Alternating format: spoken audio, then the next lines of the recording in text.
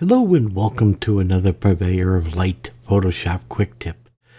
Today we're going to cover the color editor, or more specifically, the HSL panel within Photoshop. The HSL panel is essential if you want to turn around and work with targeted adjustments. And so many people get intimidated. I thought I'd show you a simple example so that maybe you don't feel so stressed out on how it works or how to work with it. So I'm going to give you a very simple example today, but you're going to see how useful it is, and then therefore you're going to be able to use it in your own photos as you come up with different problems, and your photography is going to get better because of it. All right, so let's just jump in here. So here I've got a nice leaf. I guess we'll call that a fern, and it's a nice photo, a nice isolation. But, just from my taste, it would have been nicer if the leaves weren't so yellow, because the yellow is kind of ruining the green, And this happens a lot in nature, where yellow comes into the picture and the green loses its luster, okay? Some people call it the earth green, okay? And it's very common in landscape and that. So it's one of the best ones you can learn how to correct. So let me show you how easy it is, okay? Now, this can also be done in Lightroom, all right? So if you are familiar with the HSL panel in Lightroom, just do the exact same steps and you'll have the same exact effect. All right, so first thing I'm going to do here is I'm going to right click on this and I'm going to convert this to a smart object. This way I can come in and work with smart filters so that I can undo, adjust, come back, and everything's non-destructive. So now that I have the symbol showing me it's a smart object, I'm going to go up to filter and camera raw. And now we're here with the familiar panel, and this should be right at home with Lightroom users because it's practically identical. Okay, but here's the color mixer. Okay, if you don't have it open, just open the color mixer, and there's the HSL, and it has the hue, saturation, luminance.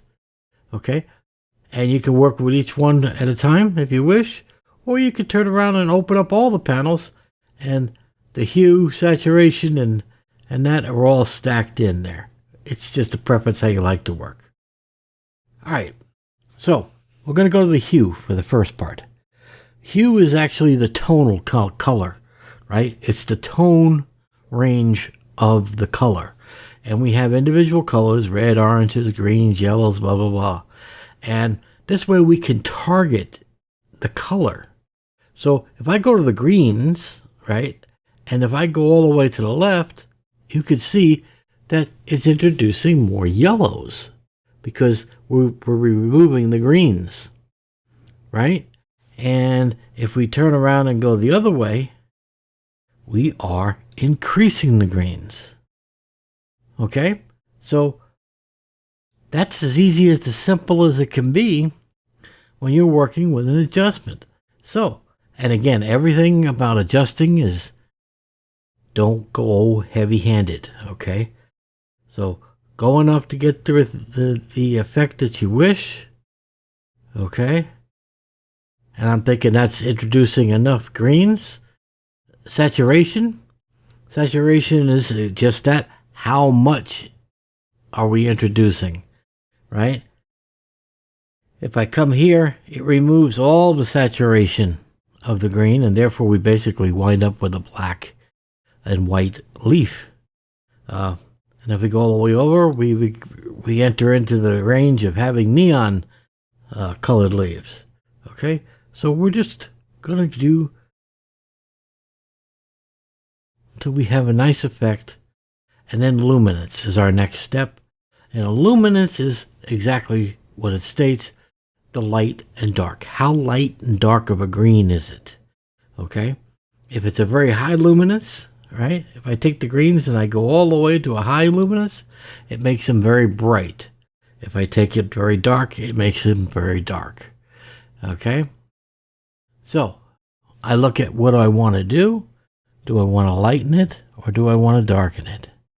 Okay? And that's based on your image. Okay?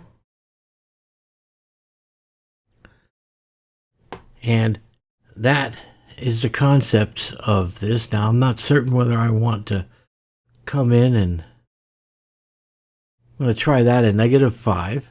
So I have gone from the hue on the green channel, plus 38. On the saturation, I've gone plus 16. And the luminance, I've gone -5. Okay? Now, these numbers really don't mean anything because they're going to be individual based on each of the pictures that you were working on, right? Because every picture is unique. Now, I just want you to look at it because it really doesn't look like I really did anything, right? But here, I'm going to show you the before and the after. Before, look how much yellow was into that fern.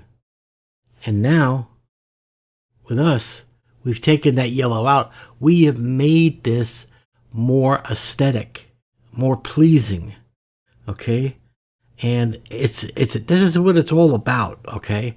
And this is where you can really take your photography to the next level, okay? So that's it. That's how easy it is. So I'm going to just go ahead and hit OK, and we've made the adjustment, okay? If I turn the thing off, you see all the yellows in there. If I come in, you could really see. Look at that. That's the before. And that's the after. Makes quite a big difference, doesn't it? When you look at things, you realize make small adjustments make big effects. There's the before. There's the after. Let's do another one here in a more realistic scene. Here's another shot.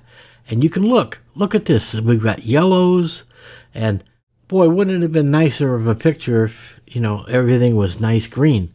So let's try to do our effect. So first things first, let's right click and convert it to a smart object. All right, so now we're a smart object. Now we're going to go up to filter, and we're going to go to camera raw. And that opens up the camera raw, and now we can have the color mixer. And we'll work with the hue, and let's see what we can do. So, sliding it over, we can see what we're doing. We don't want to go left, that's for sure. And then how much green? Okay, we'll try 52, saturation.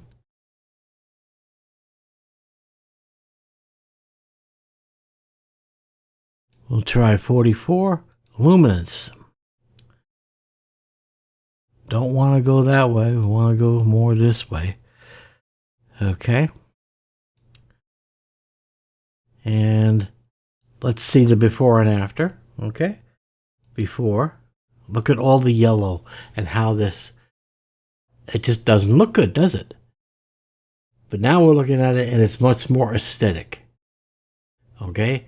So the HSL can be one of your most powerful tools that's available in Lightroom, as well as Photoshop, okay? So the most important thing is get in here and start utilizing the power and the tools that are available to you. Your photography is going to go up to the next level because of it. Okay? So that's it for me this week. You guys take care, and I'll see you next week.